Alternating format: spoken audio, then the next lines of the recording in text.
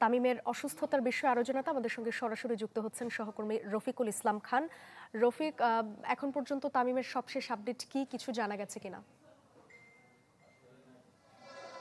সাদিয়া, আমরা কিছুক্ষণ আগে জানতে পেরেছি তামিম ইকবালের কিন্তু হার্টে যে ব্লক ধরা পড়েছে সেই ব্লকের অপারেশন চলছে, অর্থাৎ রিং পরানোর যে কাজ সেই কাজটি কিন্তু এই মুহূর্তে চলছে। তাছাড়া আমরা দেখেছি কিছুক্ষণ আগে কিন্তু যে বিসিবির যে সমস্ত কর্মকর্তা রয়েছে তারা কিন্তু ইতিমধ্যে হাসপাতালে ছুটে এসেছে। তো আমরা হাসপাতাল কর্তৃপক্ষের মাধ্যমে জানতে পেরেছি তামিম ইকবাল এর আগেও কিন্তু যখন সকালবেলাতে কিছুটা অসুস্থ অনুভব করে তখন কিন্তু এই হাসপাতালে আসেন চিকিৎসা নেওয়ার জন্য।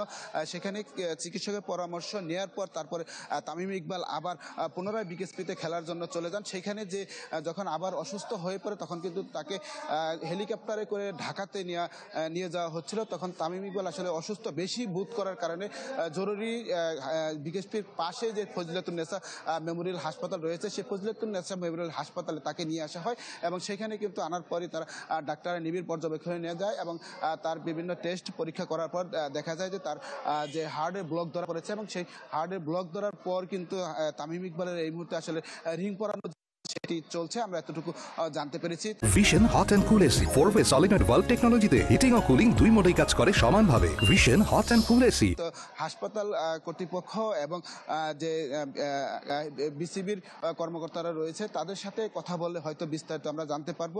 এই বিষয়ে আরো জানা যাবে যে আসলে তার কয়টা ব্লক ধরা পড়েছে এবং এই মুহূর্তে আসলে কি অবস্থায় আছে সবই আমরা একটু পরে হয়তো জানাতে পারবো যখন হাসপাতাল কর্তৃপক্ষ বিসিবির কর্মকর্তারা আমাদের সাথে ব্রিফিং করে আনুষ্ঠানিকভাবে। তো আমরা যে মোহামেডানের কয়েকজন খেলোয়াড় ছিল তাদের সাথে কথা বলেছি, তারা যেটি বলছে যখন তামিম ইকবাল অসুস্থ হয়ে পড়েন তখন তিনি কিন্তু বেশ অসুস্থ হয়ে পড়েন এবং জরুরি ভিত্তিতে তাকে এখানে আনা হয় এবং নানা ধরনের গুজবও প্রথম অবস্থায় ছড়িয়ে পড়েছিল, কিন্তু তামিম ইকবাল এই মুহূর্তে আসলে সুস্থ আছে এবং তার রিং পরানোর কাজটি সেটি চলছে।